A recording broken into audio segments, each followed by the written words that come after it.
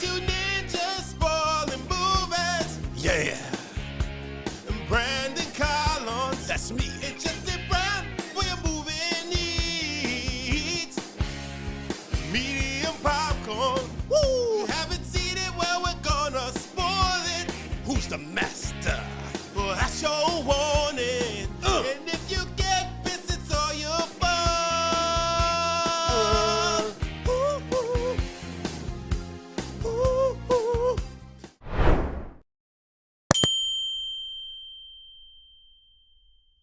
What's up, you little beautiful butterflies and butter-covered jujubes? This is Eddie Collins.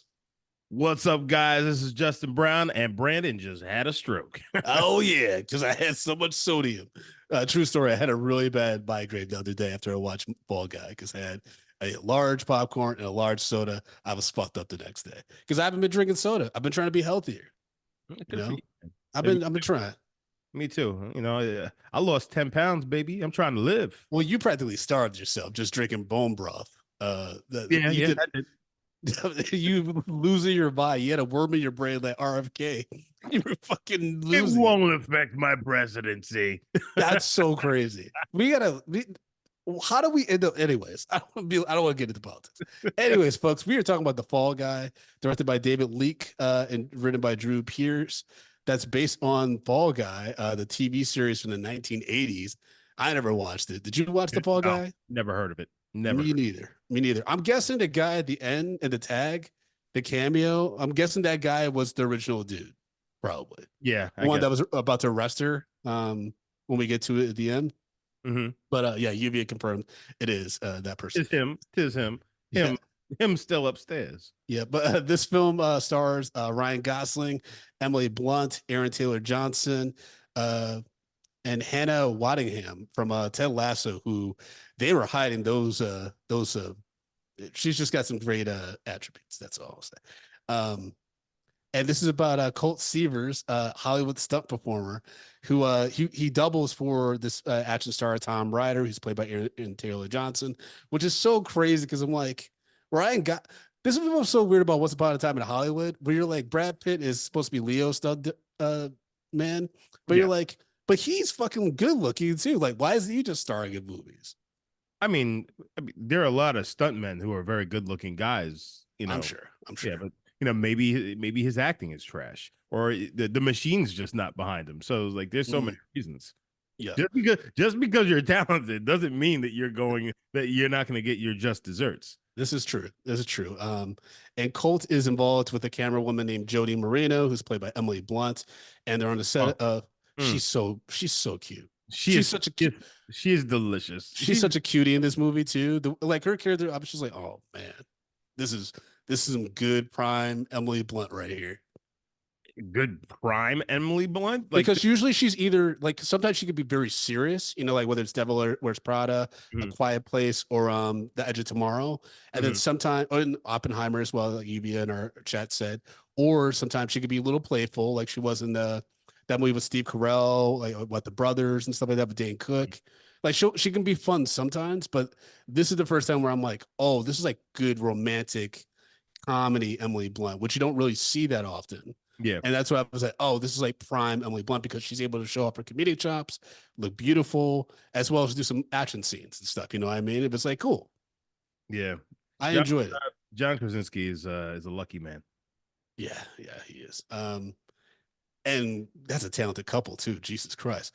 But so this is Colt is on the set, and he basically his star that he doubles for, Tom Ryder, he's like frustrated at him because he's like, hey, in this take, like you're showing too much of your face. You know, that's not what's important. Like, I just need you to do the stunt. And then, Colt's like, yeah, okay, fine, I'll do the stunt again. And it's like this stunt where he has to essentially fall several stories. And we don't fully see what happens, but I'm guessing he just falls straight on his back. Right. And breaks his back.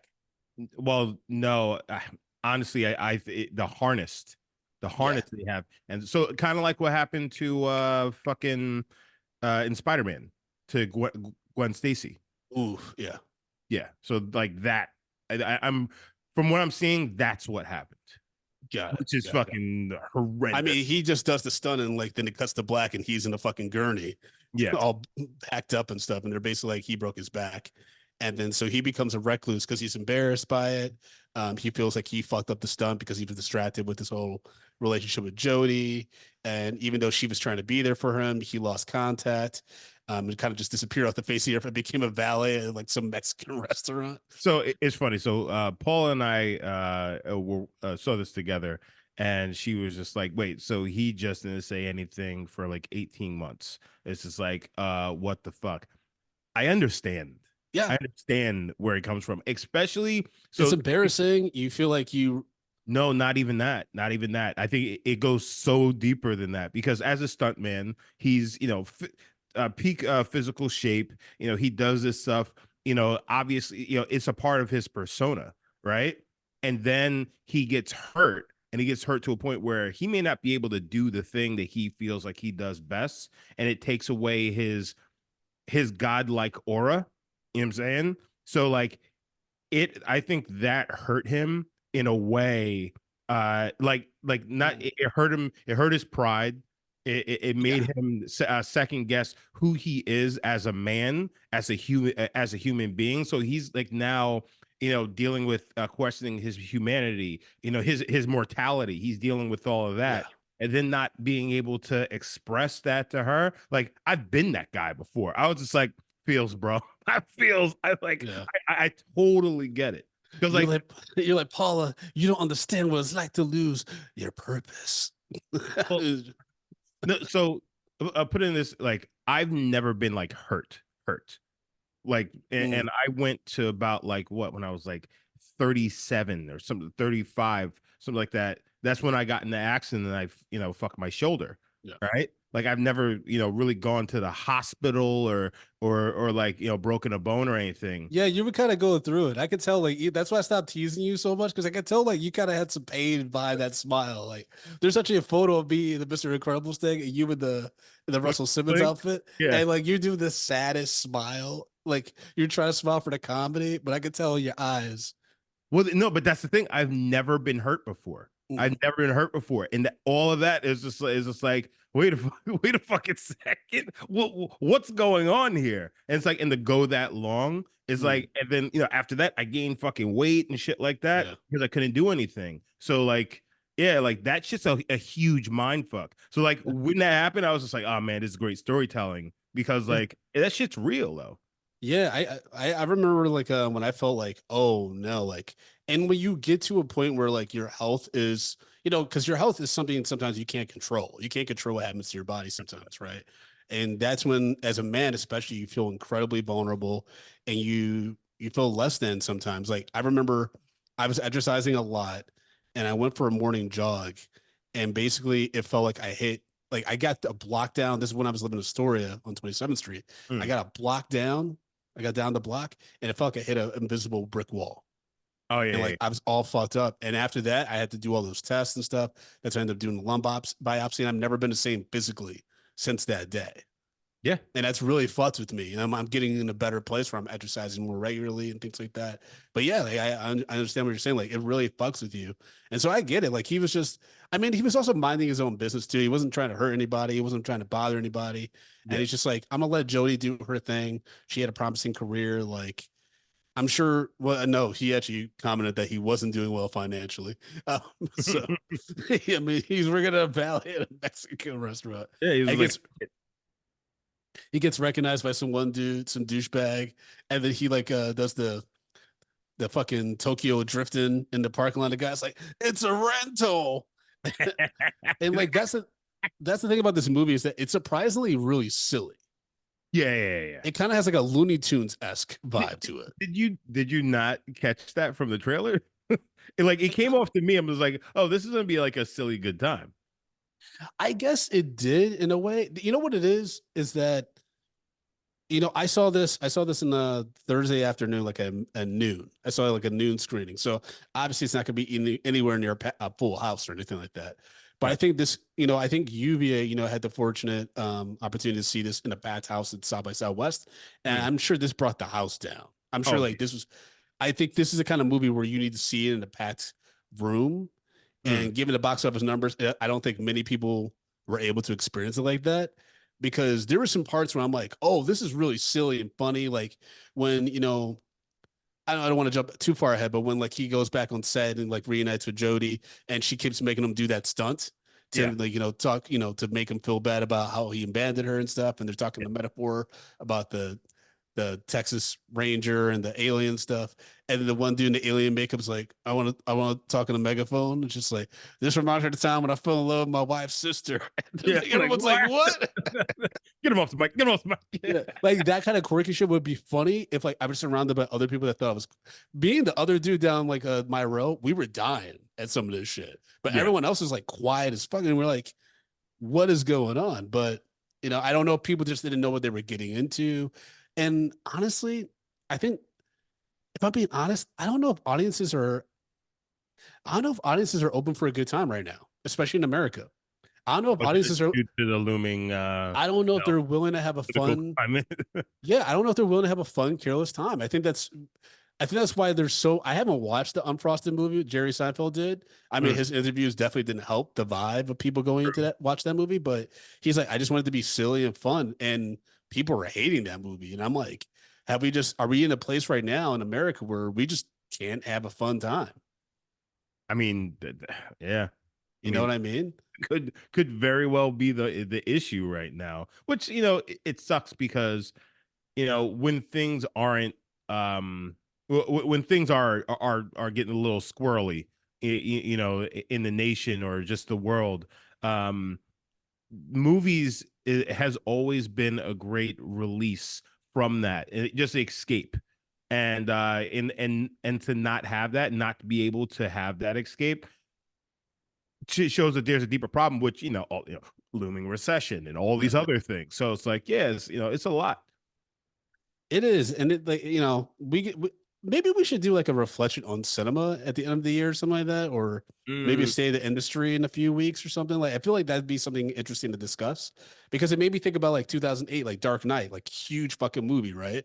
yeah. But that was happening at a time with the recession and like really weird shit with like the election, and No, I but feel like yeah, but the Dark Knight played directly into that because as dark, as gloomy, fucking all is lost, yeah, and it's just like a madman's taken over. So like it kind of was a reflection of the times. You know what I'm saying? So like it was basically speaking to, hey, we need a hero, we need somebody to save us, and Batman jumping into that role, like it was, I think it yeah, was a perfect time for that to come out because art was reflecting, the reality of what we were living in. absolutely. I need a hero.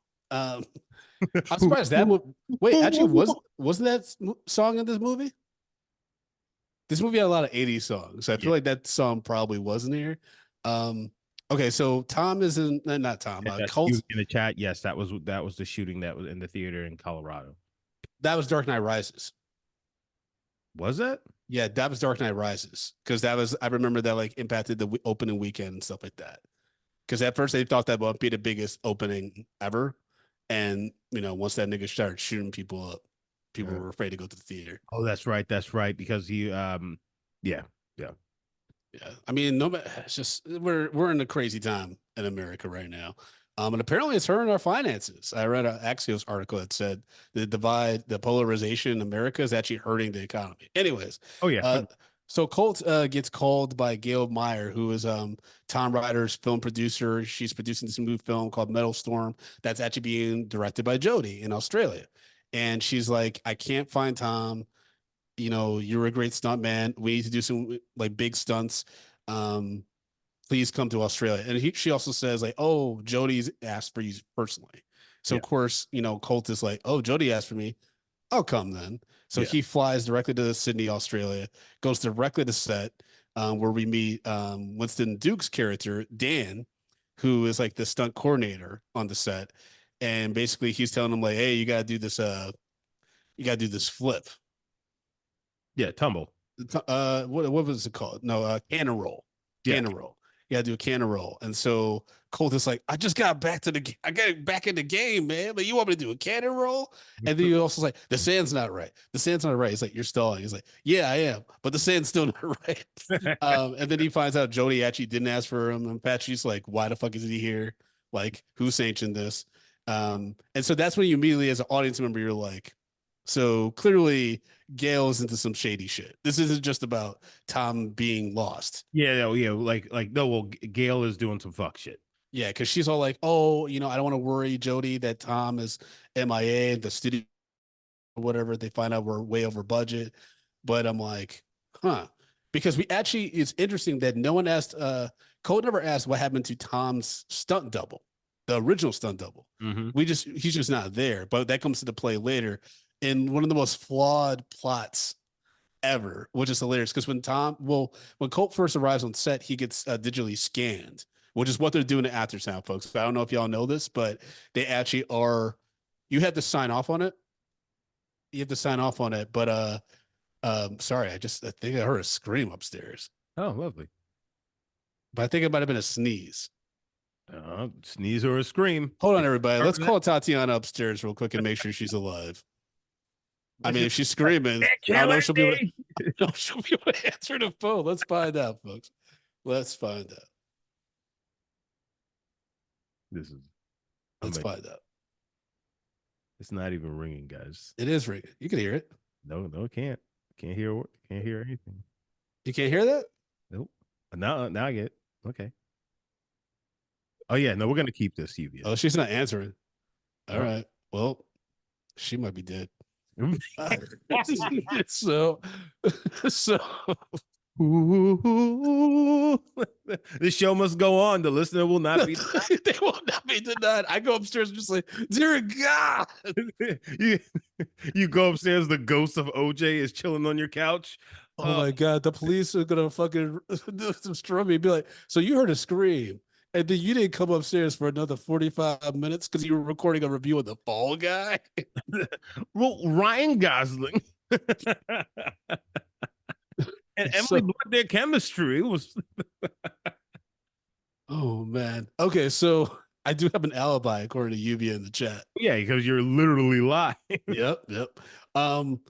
So there's already some shady stuff happening, and so he gets digitally scanned, and he's like, "What's this for?" They're like, "Oh, so we can superimpose." 722 police. It's the 722.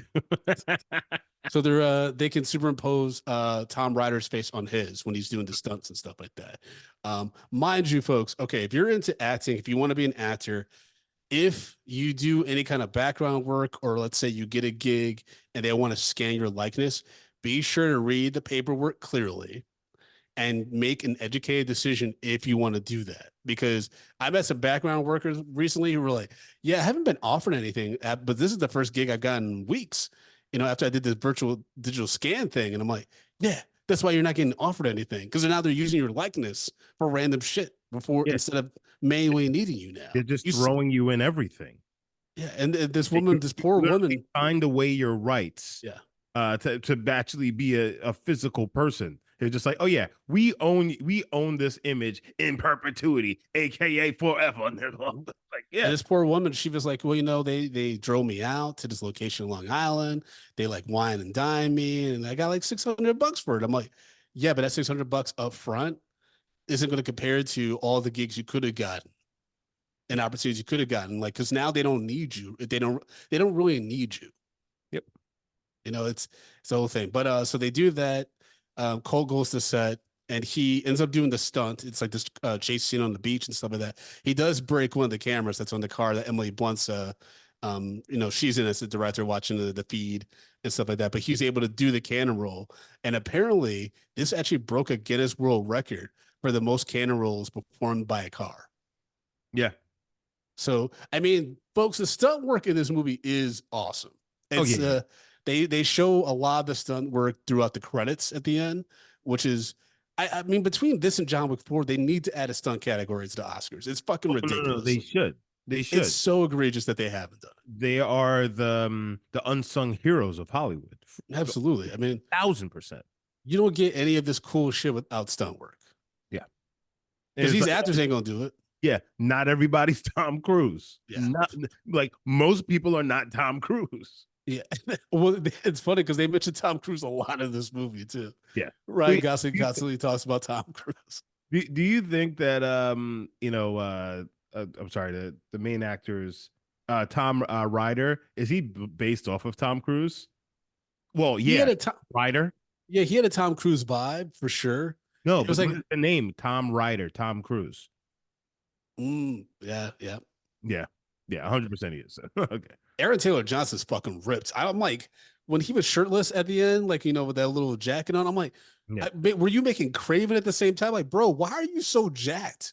And like, like for no reason, bro. You're already a good looking bringing it, dude. baby. What are you doing? I Mhm. mean, Ryan Gosling had some guns in this one too. Oh yeah, yeah, yeah. No, Like I saw his arms. I beefed was like, up. oh shit. Okay. He Okay. beefed up. Yeah. But I was like, I was very into the whole like Ryan Gosling kind of playing this like he wasn't fully aloof, but he was very much like a oh shit. That's like it was very Keanu Reeves in the 90s. Kind of like, oh shit. Yeah. Like, okay.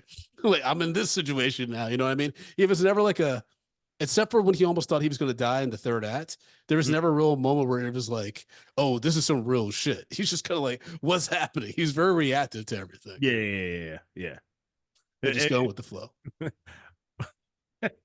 I mean, the movie, it's funny. It's a funny It's film. silly. It's Like, it's yeah, it's really silly, and I think it took me a minute to fully embrace that. Again, I think it goes to just the pessimism of like society. It took me a minute to fully like be like, this is what the movie is. Enjoy it. Like, don't take it so seriously. Have fun with this, right? Because like Stephanie Shu's kind of shoehorned in here for a second. You're like, what? Where'd she come from? yeah, Um, Winston Duke actually had more to do. I'm surprised by how much he had to do, and I actually think that that's where marketing might have dropped the ball because there's no reason why, like at AFCA, we didn't get access to Winston Duke to do some interviews for this movie. true. You know what I mean? Or like other Black publications, I didn't see him really promoting anything um, on like the Black publication entertainment side of things. But Was that's Winston Duke at South by Southwest? yeah, like UV, you in the UV's footage, like all of the entire cast was there. Hmm. Yeah. Hmm. But so he does the stunt.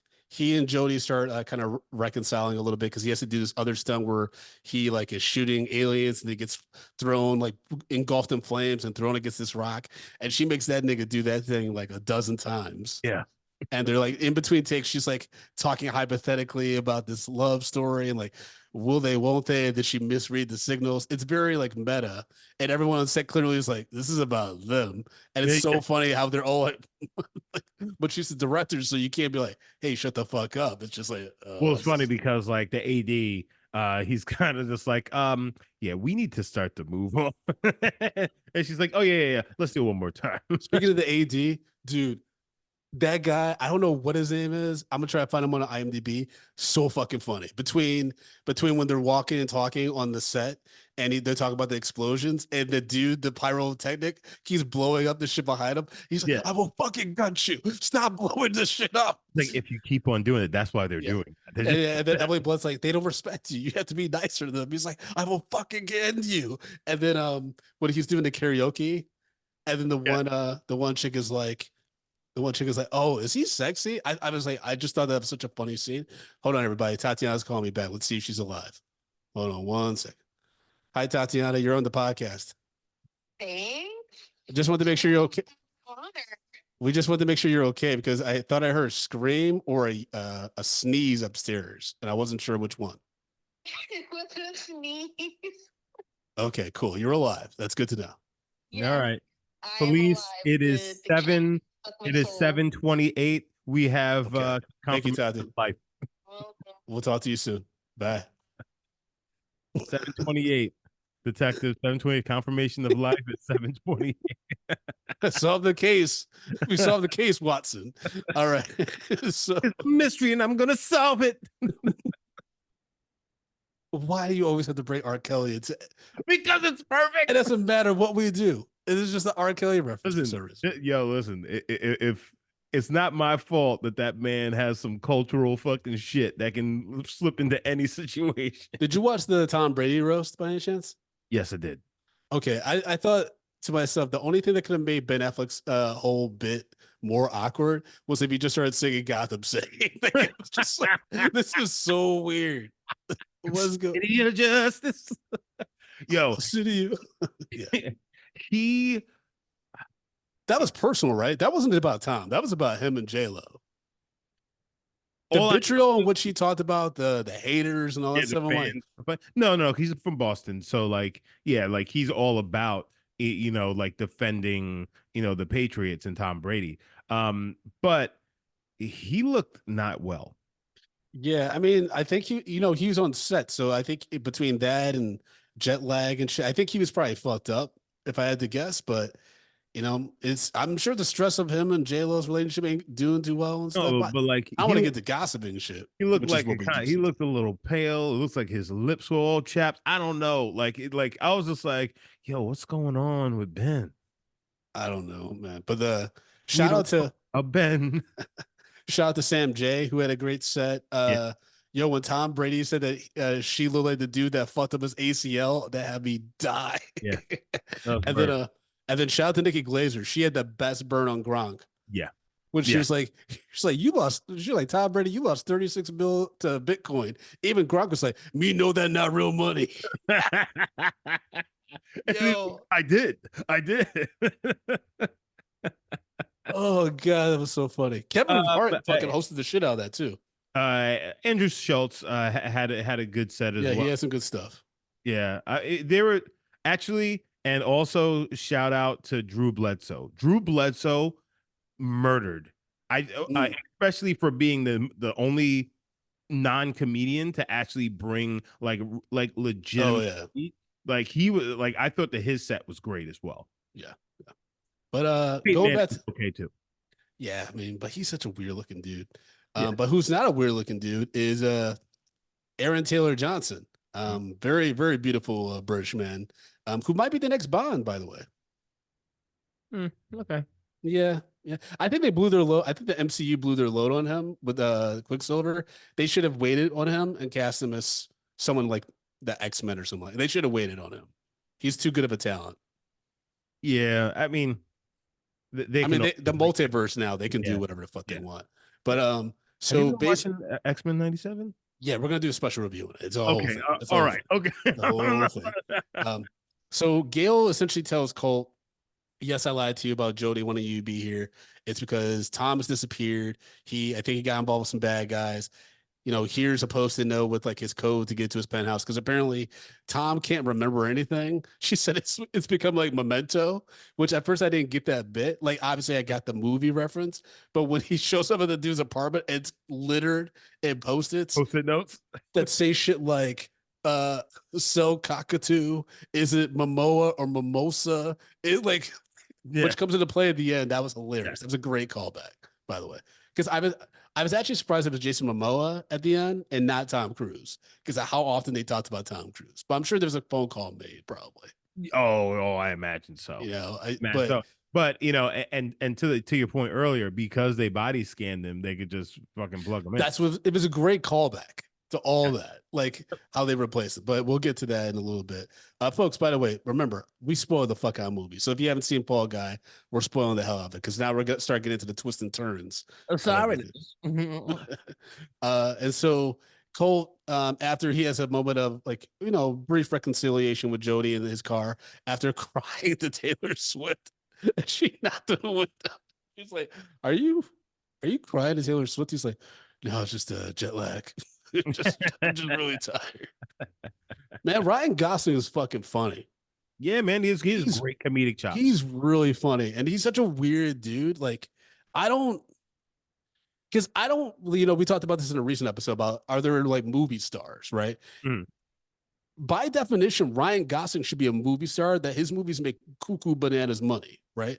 But like at Alamo, they show all like this stuff that's like related to the film and everything. And they showed a lot of like Ryan Gosling performances and, him as a kid actor and stuff like that. And I'm like, okay, he's been in the game like all of his life. People like him. He's got fans, women love him. People seem to love working with him. Like, especially he's got great chemistry with most actresses he works with. Yeah. Between Emily Blunt, Emma Stone, And I'm missing a few others. Sandra Bullock, even like he doesn't come across as a fucking creep or a fucktard, yes, so which is yes, great. yeah. And so Rachel Rachel McAdams. McAdams, yep, absolutely. The Notebook. Notebook. Hmm. Mm-hmm. Even though Gotta do the Notebook. I want to cry on the. I don't want to do the Notebook, man. That movie is so sad. No, it's great. It's great. It's a great. We could do the Notebook because I don't know. Put it up.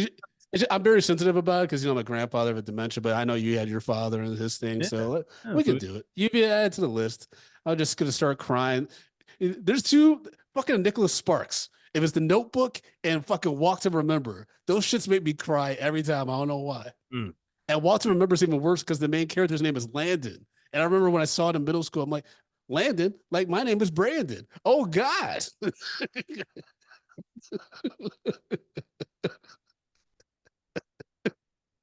I cry. And You then I cry. wonder, and then I wonder why the teenage Brandon was always anxious because that's the kind of logic I had in my head. Landon, Brandon, they're talking about me.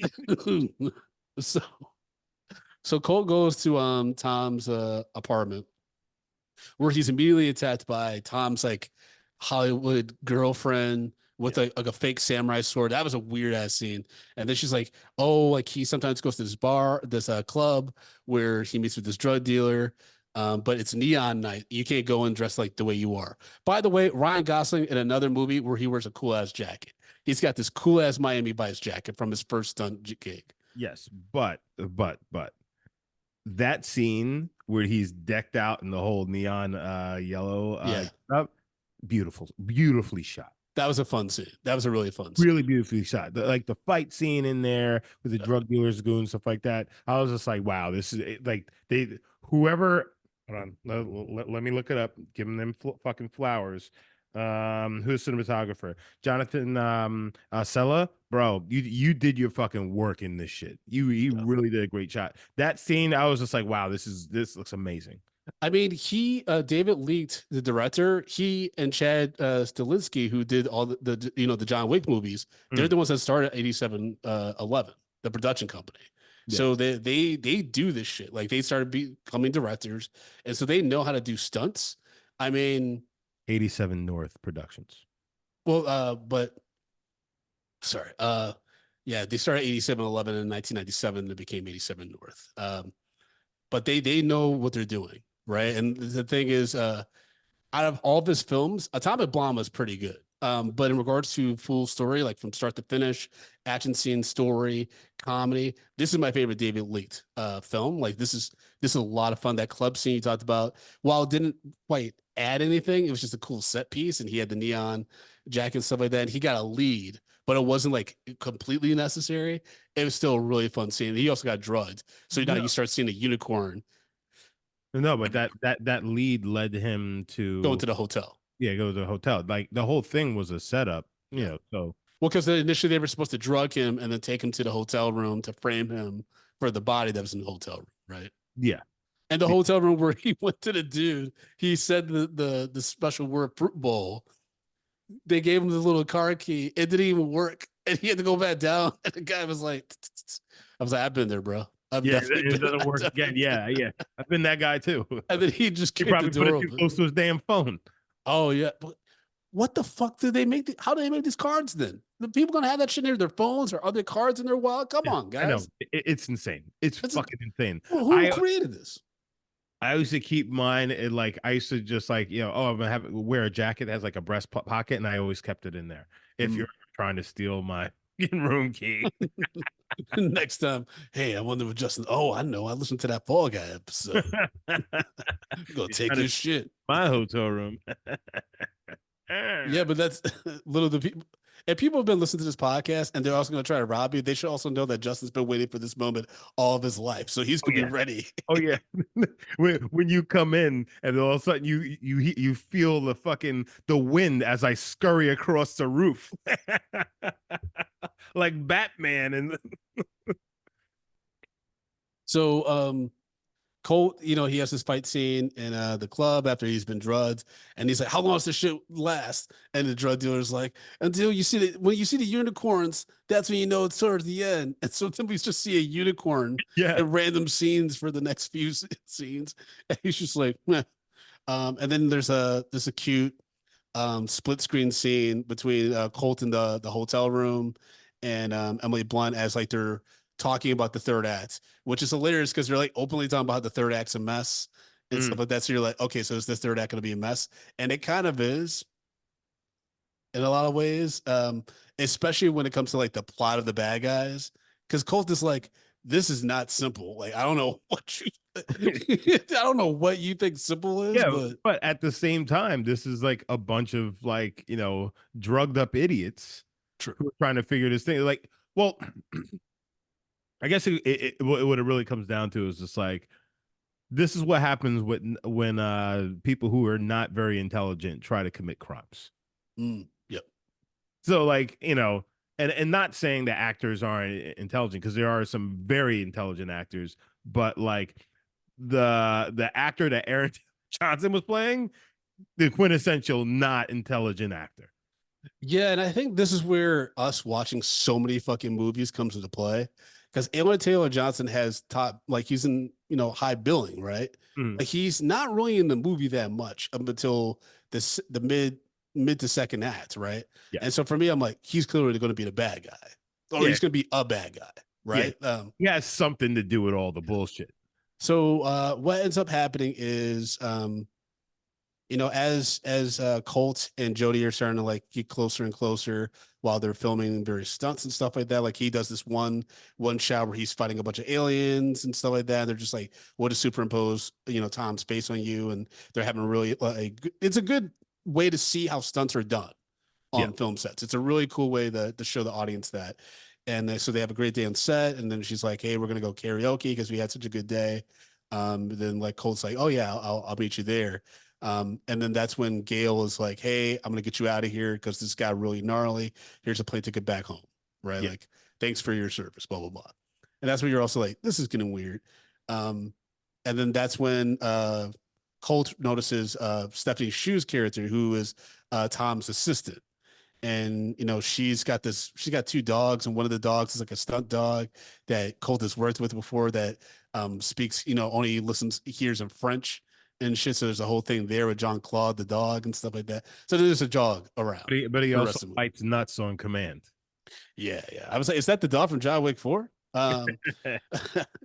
But so essentially he gets the assistant to tell him like there's something on Tom's phone that I have that's really important, like that can unlock all this shit. But she's like, basically, like, I want a producer credit if I'm gonna give you this phone. Yeah. Because the director. And Colt's like, I'll do my best or whatever. So then this fucking security team or whatever the fuck shows up.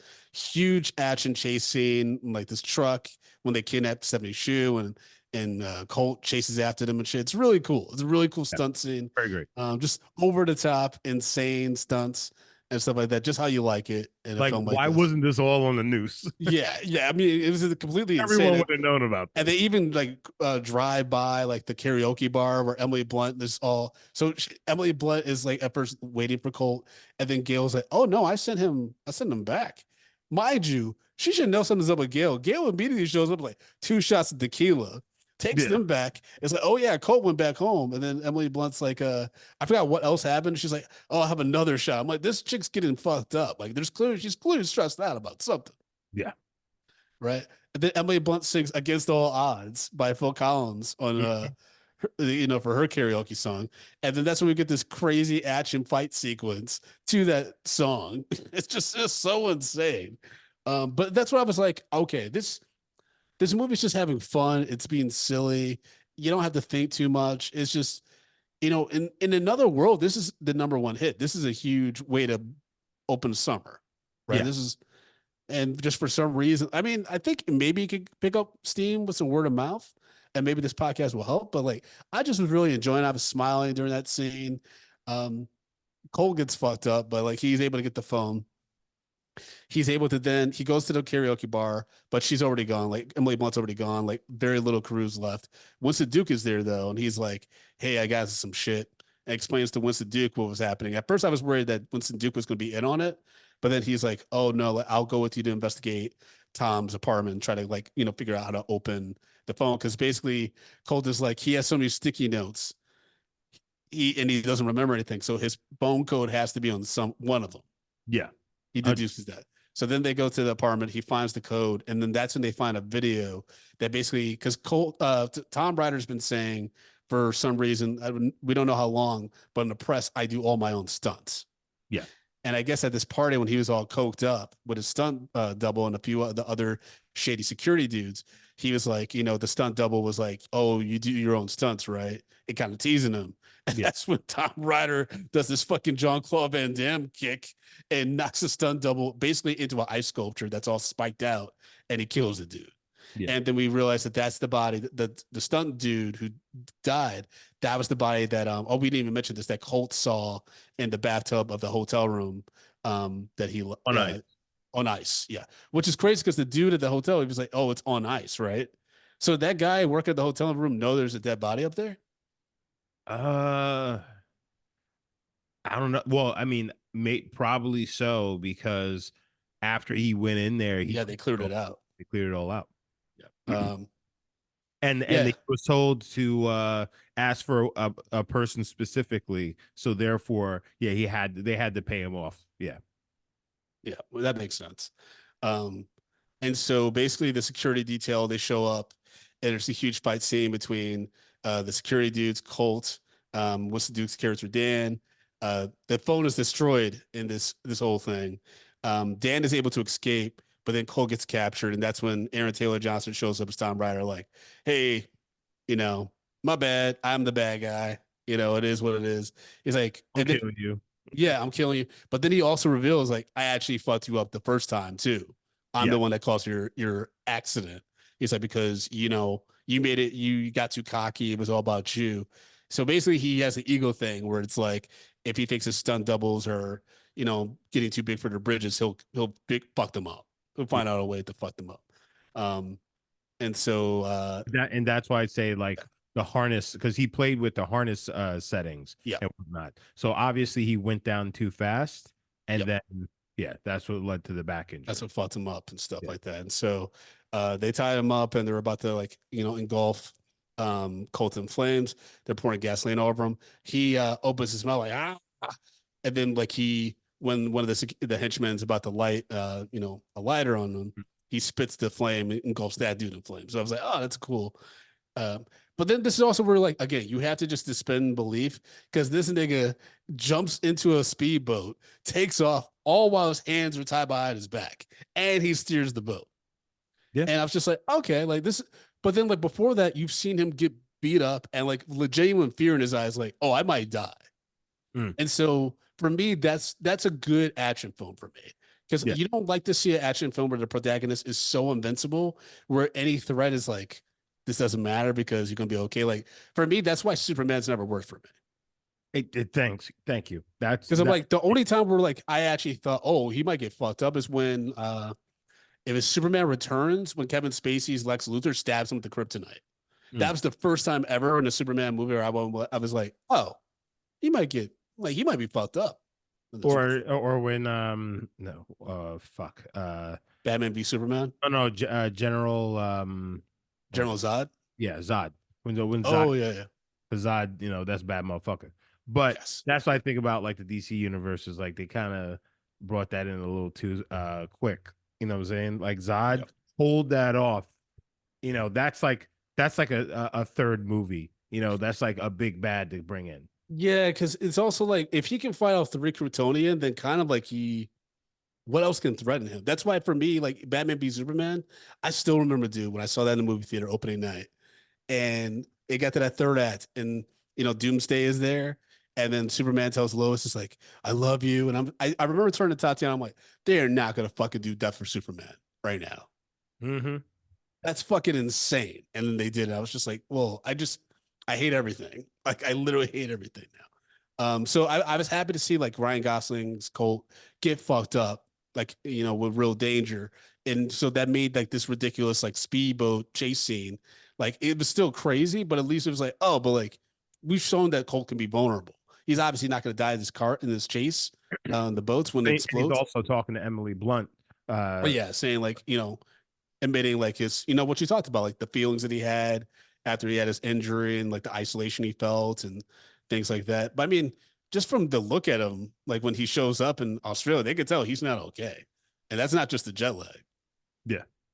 I mean, he's still a beautiful man, but it's still, he still looks crazy. Um, and so Colt basically is able to fake his death in this boat explosion. So the bad guys think he's dead. And then he and Dan infiltrate the set the next day. And basically, they reveal themselves, he reveals himself to Jody, like, hey, I'm still alive, but shit's crazy because everyone's in on it, including Gail. Because, Tom basically revealed, like, Gail helped me come up with the plan to cover everything up because the plan was for you to fly here. We're going to kidnap you, put you together with the body, they throw y'all in a car, drive off a cliff, and then superimpose your face on my face on the video. And that's kind of what they do anyway. They do that and they release it to the press and stuff. But it's very clearly AI video. That's the wild thing about the video. But they're positing that no one gives a fuck. So basically, Colt and Jody are like, we need to get a confession out of Tom. And so they basically set up this stunt where at first it looked like close-ups for this car stunt that they have to do. And then, of course, Colt surprises Tom while he's filming this. By the way, I've seen actors do this shit where they're like doing like the bare minimum in a scene because the stunt person has to do all the work. Yeah. And they're like, oh, I thought I could improvise this really cool moment where it's like bang bang alien, I'm a fucking badass, like things like that. And you're like, this is not gonna look as cool as you think it is, and also it's gonna get cut. Like no one's gonna use this. So so part of the fact is that they set up the fact that fucking I always forget the guy's name, Tom Ryder doesn't realize that his mic is still hot and he says a bunch of weird shit when they're in the editing room and they're kind of going over the day's things. It's like he's always doing this, so that's how they knew that he wouldn't even think about the fact that his mic was hot, and he would give it. He would basically, give it all up. Once I saw that, I was like, that's how they're gonna get him. Yep. Hot mics are hilarious because they can get you in a lot of trouble if you forget that shit's still recorded. Mm-hmm. Oh, I know I've said some wild shit on mics, but I say it on purpose. Yeah. It is wild though at the end when she took the hard drive with the audio that like there wouldn't immediately be a backup though. Because sometimes like I was on set recently where director and sound people are over here on the set and there's another like I think it was another AD or like editor who's literally splicing things together in real time. Yeah. Like for dailies. So it's like all this shit is like going to a cloud and stuff now. But yeah, 100%. I guess maybe because she got it immediately after the recording, she's also the producer. So in theory, she's like Kanye when he tried to run off with the Touch the Sky footage of that Punked episode. Like, this is mine. Do you remember that? That was hilarious. He just ran. Ashman was like, oh, I didn't think he was going to do that. We didn't plan for that contingency. Like he got in the van and then driving up. He's like, oh shit, I gotta chase after. Anyways, so yeah, like essentially they Colt gets into the car and like there's this huge stunt where he's like, we gotta do this jump. I gotta jump on this high jump that's never been done before on top of this spaceship prop. He's like, we're probably gonna die. And that's when he gets Tom to essentially admit everything so he doesn't, have to do the jump with him. He's like, oh no, we're still doing the jump, and they do the jump successfully. Emily Blunt's filming all of this, mind you.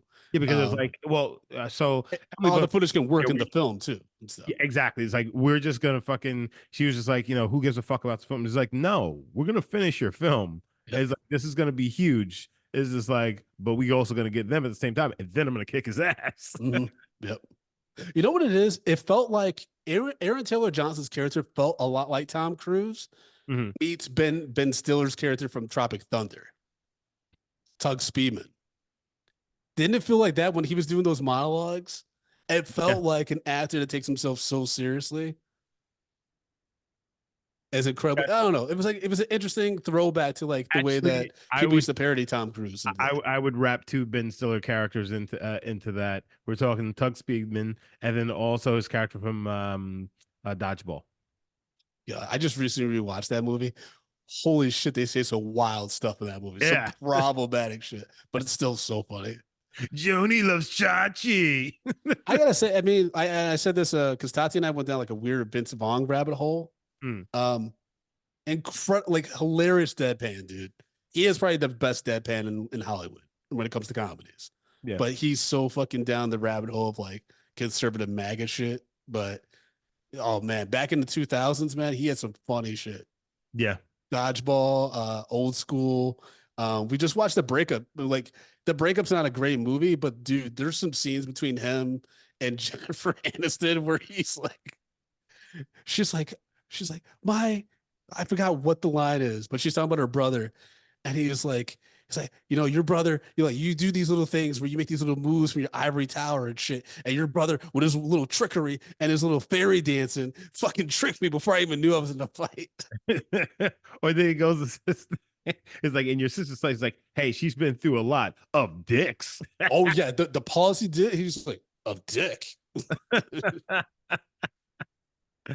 Oh and, God. and he calls her Lassie. It's a wild. And then, oh yeah, you point out Wedding Crashers. Yeah, man. School. But yeah, man. It's fucking Vince Vaughn, you know, he gave us some bangers over the years. He did. He did. But so essentially there's this long stunt. They get Tom to confess. But then this is where the movie kind of like gets really muddy, is that there's a bunch of fight scenes now between the stunt people and Tom Ryder's shady security team.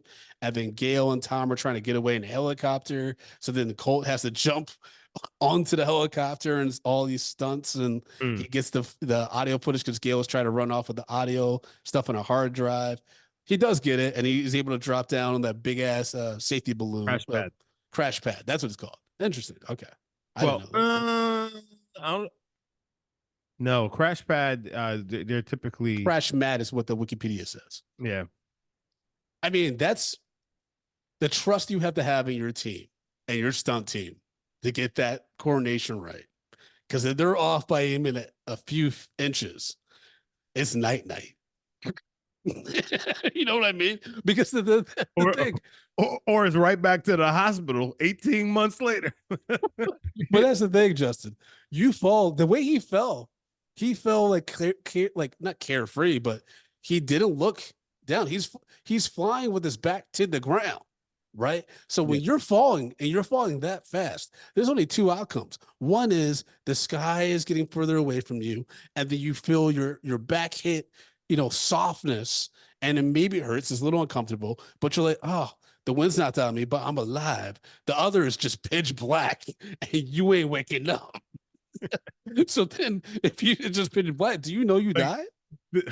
I mean, I don't know. Unless it's like the show The Good Place, you're not gonna know you died. Well, first of all, he could add, he wasn't technically all that high up. He could have survived, but he may have broken everything.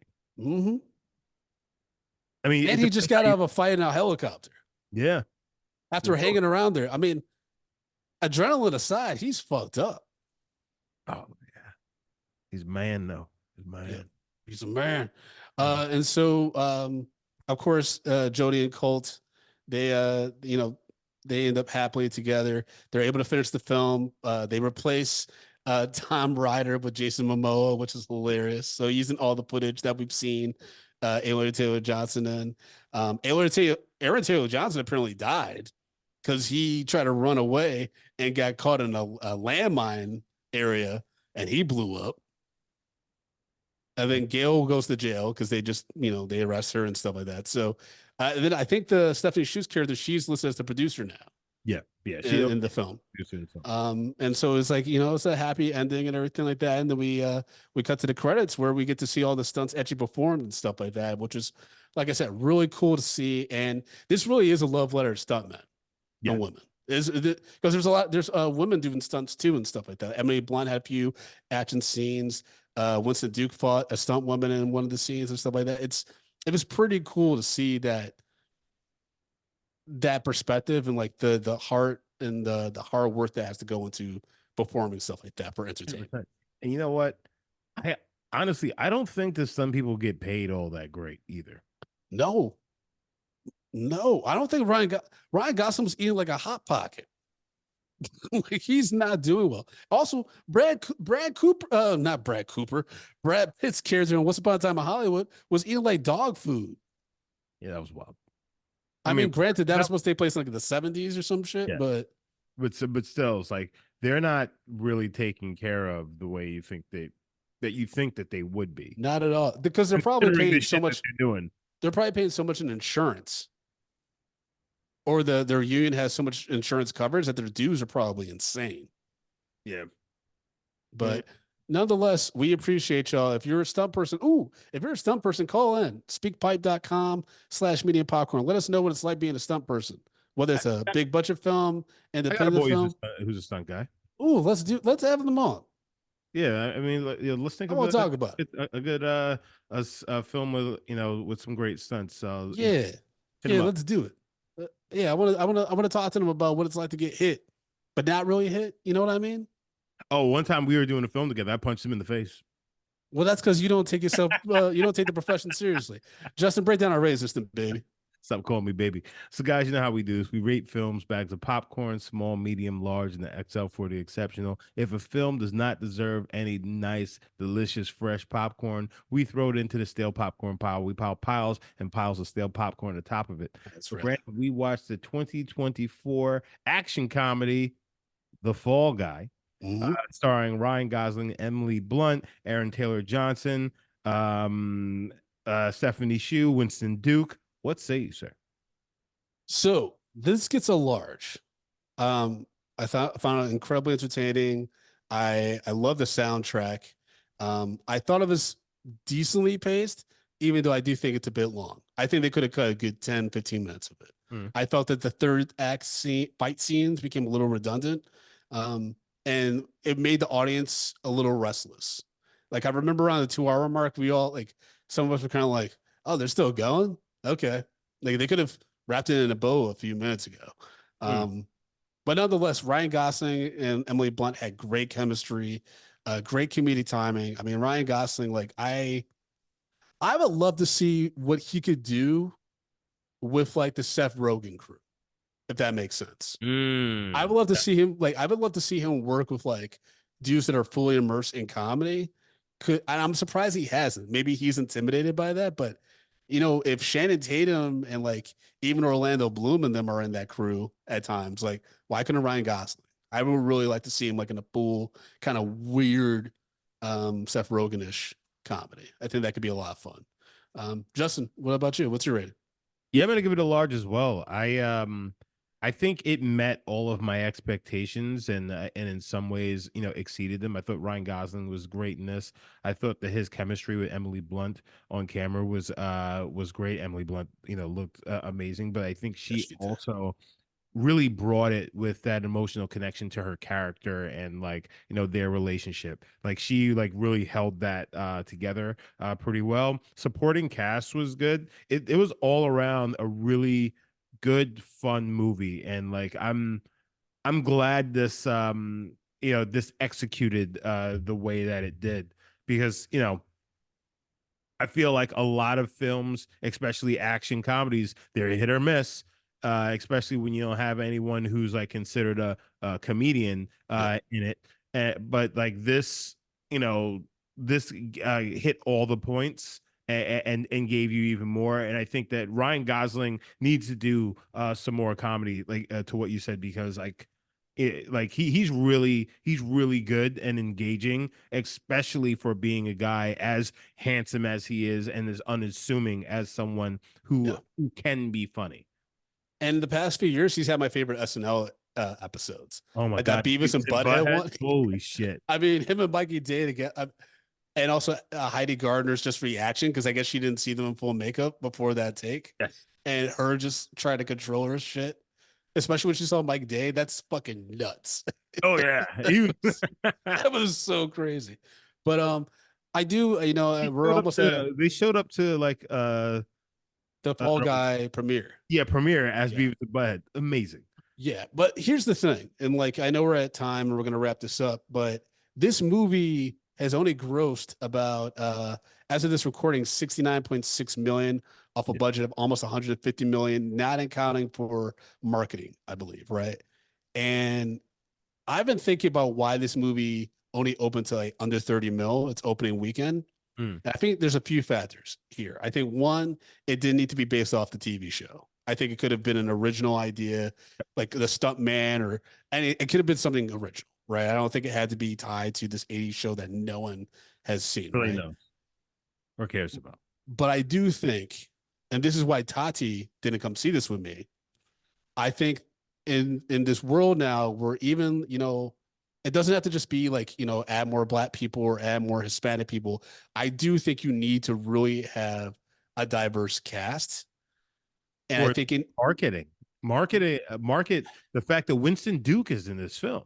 I think they need there need to be more diversity in the marketing and more diversity in the cast. I think it needs to be more than just window dressing here. I think that there is opportunity to do something really interesting with this. Like as much as I like Aaron, well, it's tough, right? Because you need them to be two white guys for Ryan Gosling to be a stunt double for. You can have like Michael B. Jordan, right, as like Tom Ryder. But I think there were some opportunities to diversify this a little bit.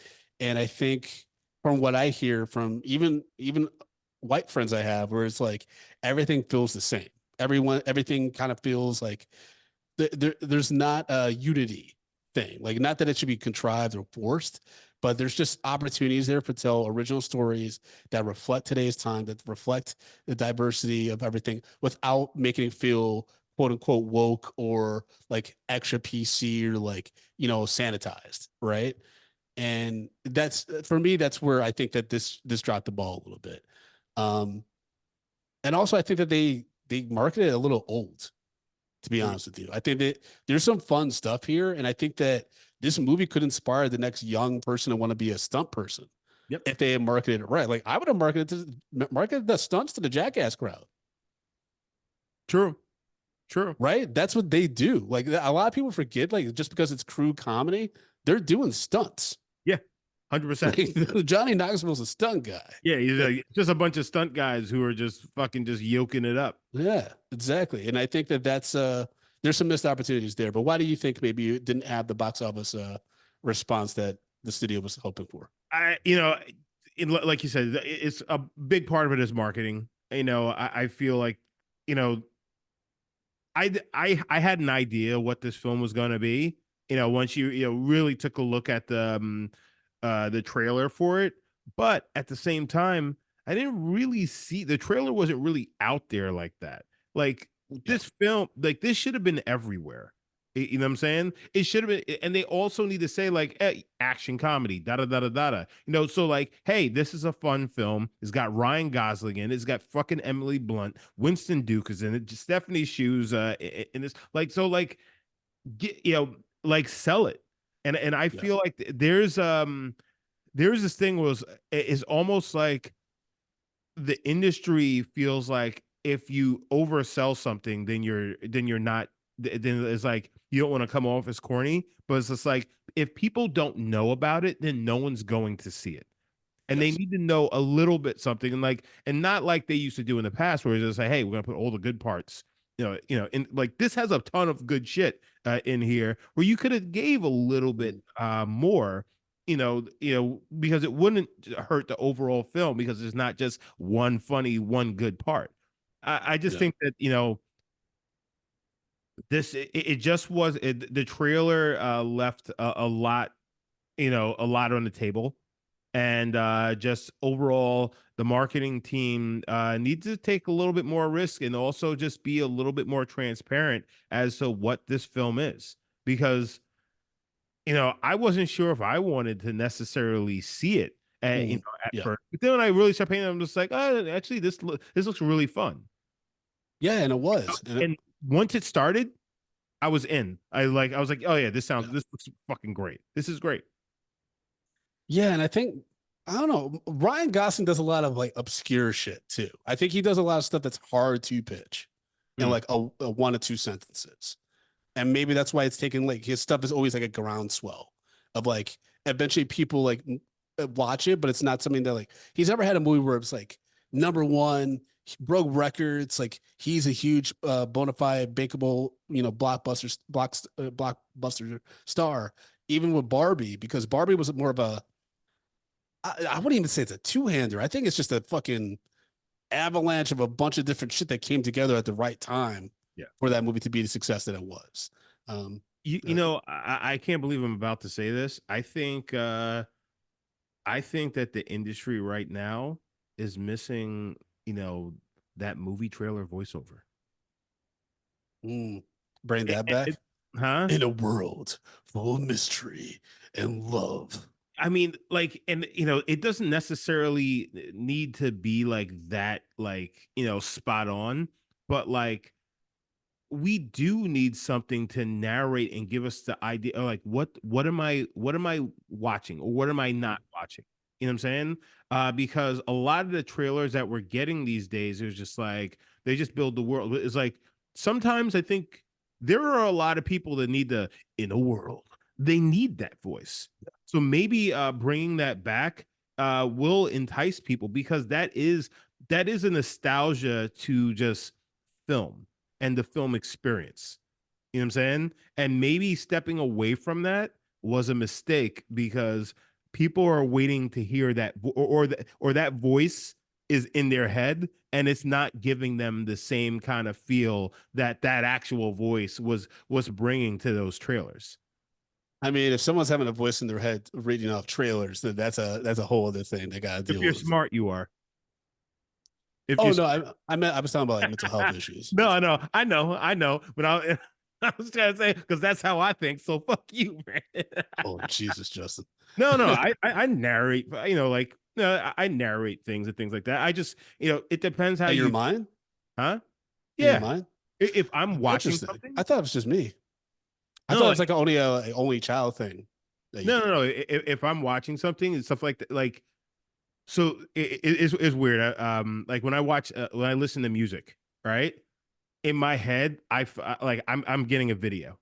Mm. I'm also like after like they're like, oh, They I not like us. They not like us. but like yeah, in my head, I'm just like, what would be a cool video for this? Yeah. You know what I'm saying? And Okay. and to that, it's like that in a world guy. That's the video, that's kind of like that same feel for it. So that's why I I think get like, that. that's actually kind of important. And I think as an industry, we're kind of missing out on that. I was like, like the last movie that we really saw with that kind of feel to it was like Tropic Thunder. Yeah. Like Tropic Thunder did fucking amazing. Once you saw it, you knew what the fuck was happening. Yeah. Yeah, once you saw the I trailer, love that you knew movie. what was happening. Yeah, one of my Oh. favorite. All right, folks. Well, as always, you can follow me at Frodo_Blackens on Threads and Instagram. You can follow the show at Medium P Podcast and all social media platforms. Be sure to go to youtube.com/Medium Popcorn so you push that subscribe button, get alert about all future videos, reviews, and celebrity interviews on that channel. And Justin, if you want to follow you as well, support the show financially, what can they do, my brother? Guys, you can follow me at J Brown on all the socials.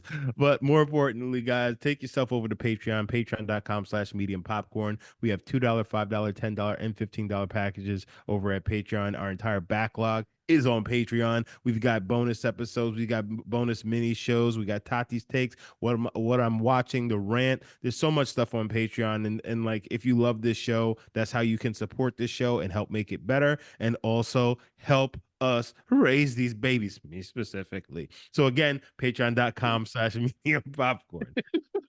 Jesus. For real though, y'all, you should sign up for Patreon. You can even try it, do a free trial of the $2 tier, see if you like it. And if you do, you just hang on, or you can bump up to the $5, $10, $15 tiers. Please consider doing it. And if money's tight, we understand. Just leave us a voicemail at speakpipe.com/medium popcorn. Give us some content so we can talk about your voicemail, or leave us a 5-star review on your favorite podcast application. Either one helps the show. And that makes us feel good about what we're doing. Mm-hmm. Mm-hmm. All right, y'all. Happy Mental Health Month. Yes, indeed. Goodbye.